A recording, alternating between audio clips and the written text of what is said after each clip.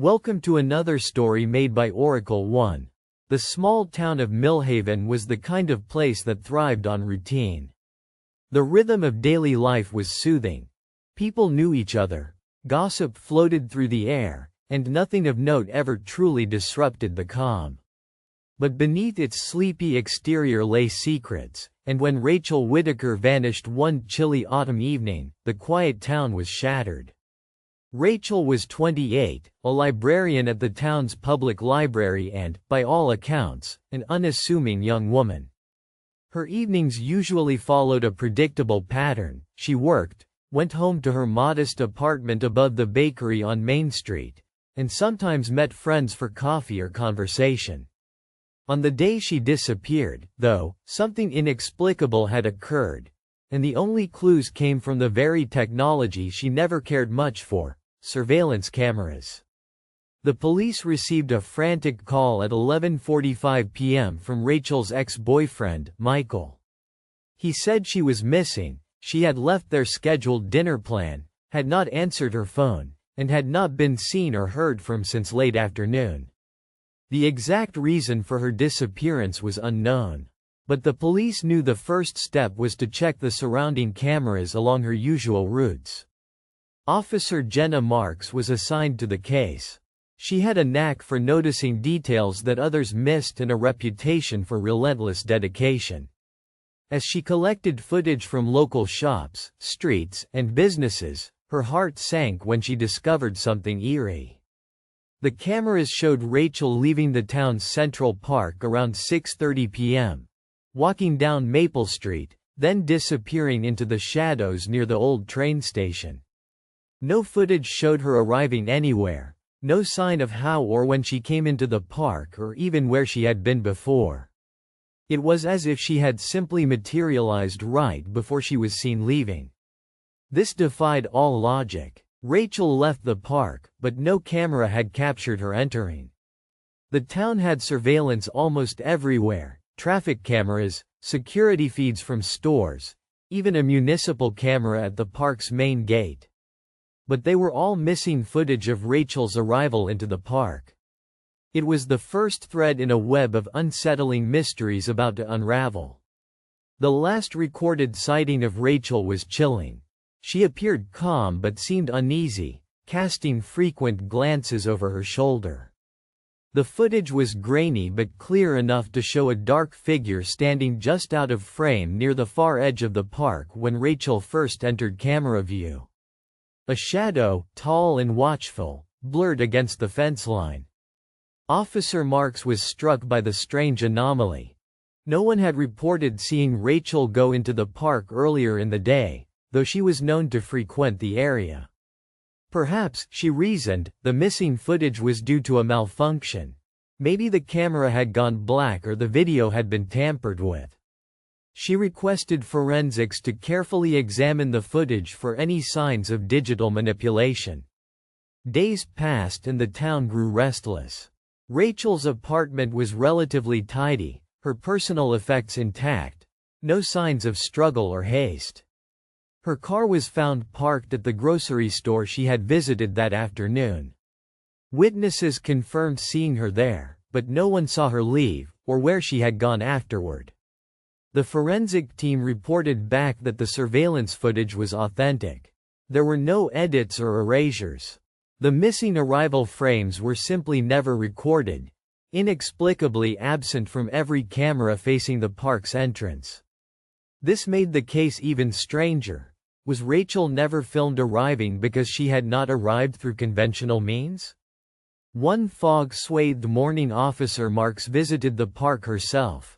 The leaves rustled softly and an oppressive quiet hung in the air despite chirping birds.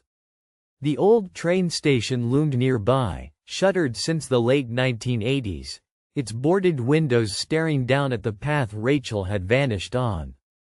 The place was notorious among local kids, haunted, or so the rumors said. It was a relic from the past, forgotten and fenced off, but inexplicably central to this disappearance. As Jenna walked the perimeter, her mind wandered. People often talked about seeing things out of place here. flickering shadows moving faster than the breeze, unexplained footsteps at night, whispers that vanished when you listened closely. A chill ran down her spine. The park was a puzzle, and Rachel's vanishing act was the key nobody could find. Back at the station, Jenna pored over Rachel's life, her friendships, her routines, and her fears. Silently, in the background, another strange piece of footage caught her eye. It was from a traffic camera on the edge of town, showing a car entering Millhaven just after 4 p.m. that day. An unfamiliar black sedan with tinted windows. But the plate was impossible to read, and the driver's face obscured. What was odd was the timing. This car appeared near the park not long before Rachel was seen leaving it, yet there was no footage of either the car stopping or anyone getting out. The car merely glided into view and then out again, as if phasing through the town. Jenna's instincts screamed that the sedan was connected, and it was more than just a coincidence. Determined to find answers, Jenna tracked down information on previous reports of unusual activity around the park and train station over the last decade. She discovered an old police file from 13 years ago about a man named Peter Caldwell. Peter was a reclusive inventor who lived on the edge of Millhaven and went missing under strange circumstances himself. The file suggested Peter had been experimenting with experimental technology, something to do with transdimensional travel, according to several notebooks found in his home after he vanished. Experts dismissed the notebooks as ramblings of a madman, but Jenna found the idea chilling given Rachel's disappearance defied all natural explanation. Could it be that the park was some kind of portal? Had Rachel been lured through it, or had she stumbled onto something she wasn't meant to see? One evening, Jenna decided to stake out the park. Armed with a flashlight, a portable camera, and her notepad, she arrived just before dusk. The air was thick with anticipation and a biting cold she hadn't expected in early fall. As she settled near the train station, the street lights flickered erratically. At exactly 7:15 p.m., far too late for any formal city activity, Jenna spotted the glint of headlights, black sedan, the same from the earlier footage. The car rolled to a silent stop near the park entrance, engine humming low. The tinted windows obscured the driver once again, but Jenna could make out a faint silhouette. Jenna's breath caught as the passenger door opened, not a person, but a black mist that seemed to drip and curl like smoke.